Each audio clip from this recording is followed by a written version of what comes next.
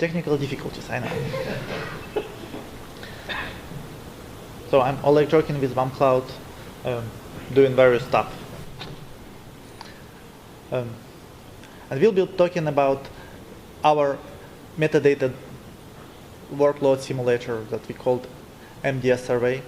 There were a lot of people helping me to create these slides and gather data for them. And so you can see some of them listed here, and I'm doing this upfront, not because they really helped a lot. So we'll start with a little bit of history. We were doing kind of a large-scale open and create test at Oak Ridge in the middle of 2011, and the test was more like. Okay, so the test was not like what you typically see with metadata MDS rate, where like a few processes create a bunch of files in a loop, because that doesn't really match what you see on your large-scale systems, where there's a bunch of threads actually creating one file each and then doing some work and then closing them. So Dave Diller actually has a great program to simulate just this that's called DirBench, and this is the benchmark you should really be using if you are kind of preparing for the real big workloads. And so we did this kind of test here. There you can see 24,000 threads from 18,000 clients. We're creating one file each in a shared directory. That was done on Jaguar petaflop system at Oak Ridge National Lab. And so kind of we have gathered quite a bit of debug data, and we were doing all sorts of plots with that data. And this particular one really caught my eye. So the green lines at the top are the requests waiting to be processed. The blue lines are the number of requests currently being processed, and the red line is number of requests that have completed in a one time slot. And on this graph, the time slot is 1 second. So you can see, I can't see my own pointer.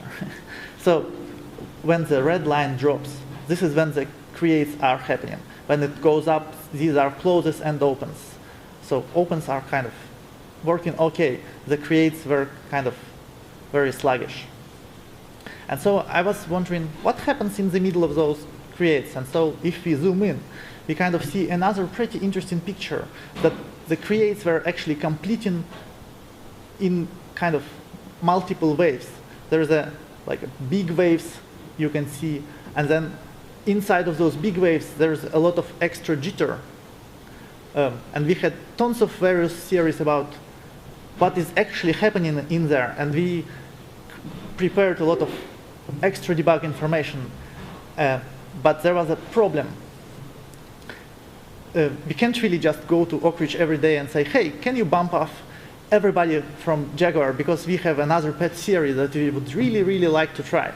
It doesn't work like this. It's pretty expensive to even get those test shots that we do get, and we need to provide a notice like weeks, if not months in advance. And then we've got thinking like, hey, what's really happening at the MDS? And what's happening is the clients are sending a bunch of open requests that are being captured by MDS and put into the queue to be processed. And then the MDS threads are just getting stuff from the queue and process it. And for this kind of a scale, the queue is always full, so there's just no waiting. The load is entirely MDS bound, and you don't even actually need any of those clients. Just as long as you can keep the queue full, you can simulate very similar workload. And so I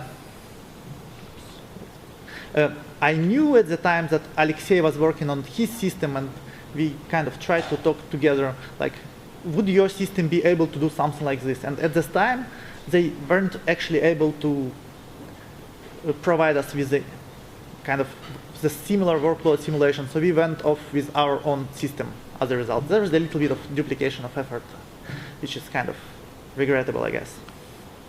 So for the current implementation, we decided to completely cut through all the layers that were not absolutely necessary. So we plug straight into the MDD. We dispose of RPCs and all of that stuff. Basically, you have a thread that does I/O control that instructs the MDD thread to execute requests in a loop. And you can specify what kind of a request is that. The additional benefit of that is, depending on how many threads do you run, will help you to gauge different thread counts on the MDS without actually restarting the MDS service. The rest of it is actually pretty similar to how Echo client interfaces with OBD filters, and it's based on the same roots. So the supported operations are not many of them, but all the important ones are there. There is an ability to create a file or a directory. Of course, you can look up a file name in a directory, and you can delete a file or a directory, and you can do it like many, many times. For creates, you have a choice of having the striping or creating the files without any objects for your choice. All the operations are happening in Lustre namespace, so those files that you create and delete you can actually see, which is unlike OBD filters array where all of those extra objects are hidden somewhere and don't actually disrupt you. Here's a simple L control script that you can, I'm showing you kind of to demonstrate the idea. The first few lines, we are just creating and attaching the client to the MDT. Then we are creating a few directories to work on, and this line in here instructs the system to create 1,000 files, each from 4 threads in this directory tests. The next line is also 4 threads are creating 1,000 files each, but in 4 directories that we have previously created. And the last lines just delete those freshly created files. So we have run, we asked Oak Ridge actually to run this stuff for us on a hardware pretty similar to what is being used on Jaguar. Here's one of those graphs. I have already zoomed into one of the iterations, and we can see that actually the pattern is indeed pretty similar to what was seen on the real simulation. We have the big waves, and the smaller jitter is kind of less, but the big waves are there. The overall performance is kind of bigger. This is the internal journal configuration, 1,000 threads, 224 files per thread, which gives us 224,000 files, just like in the real test.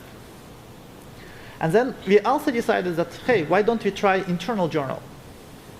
And here's the result with internal journal, which was really, really surprising to, I would say, a lot of us.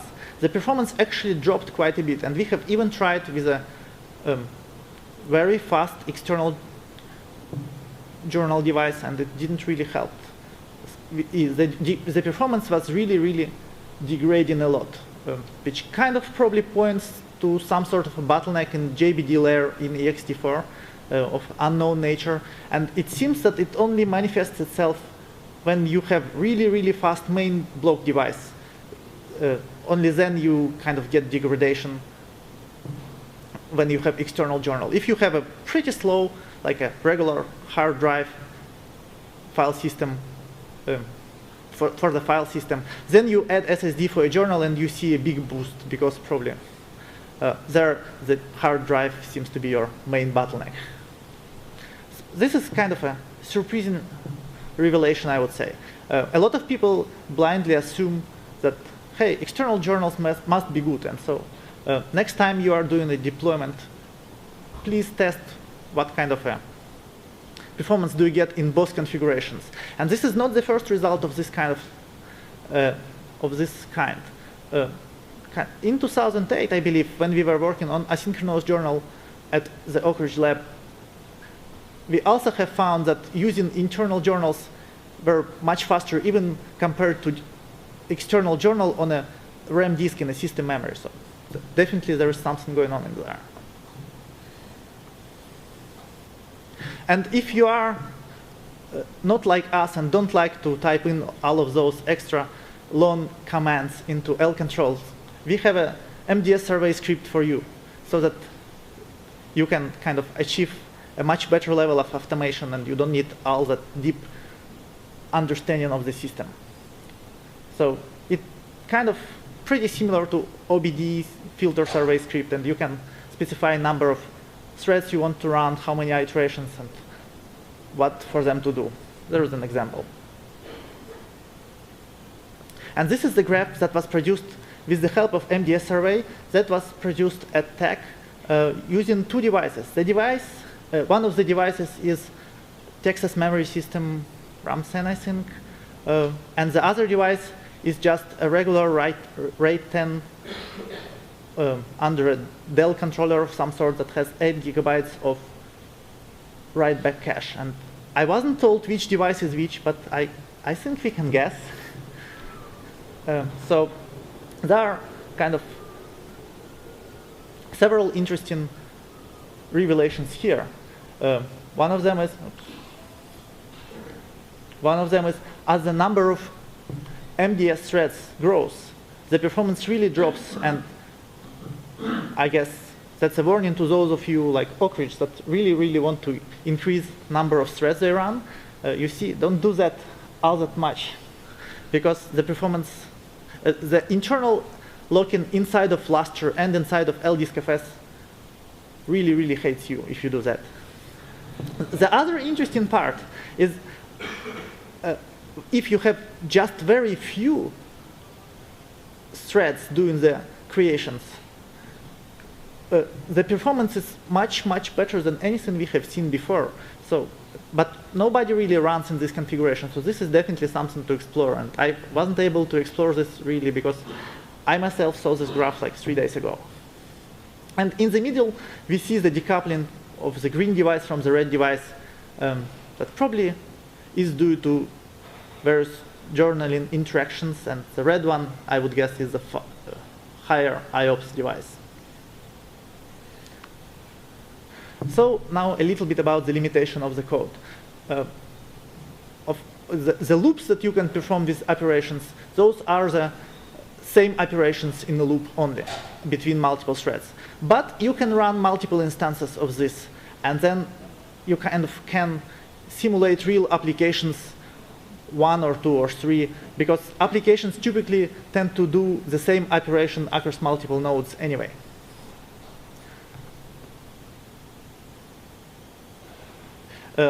The problem with the code as is included into the 2.2 release, and this code is in the 2.2 release, is that unlinked type of operations don't really destroy objects on the OSTs if you were creating files with stripes. So if you plan to use this, plan for LFS check to be run after the fact, or just reformat your OSTs. Well, and finally, this code doesn't really handle interruptions all that well. So if you interrupt test on once it's started, the system might become kind of wedged and you might need to reboot. And as a conclusion, I think we have added a pretty valuable another tool into our arsenal of standard tools that you can use to gauge your system. This time, you can kind of measure and compare various devices on the MDS side of the stack. And it's useful on both large and small scale machines. And, well, still there's a lot of room for improvement, and we'll definitely try to work with Zyrotex and see how much of this could be merged with whatever they have, and that they will tell us about next. Thank you, and any questions? Questions for Oleg?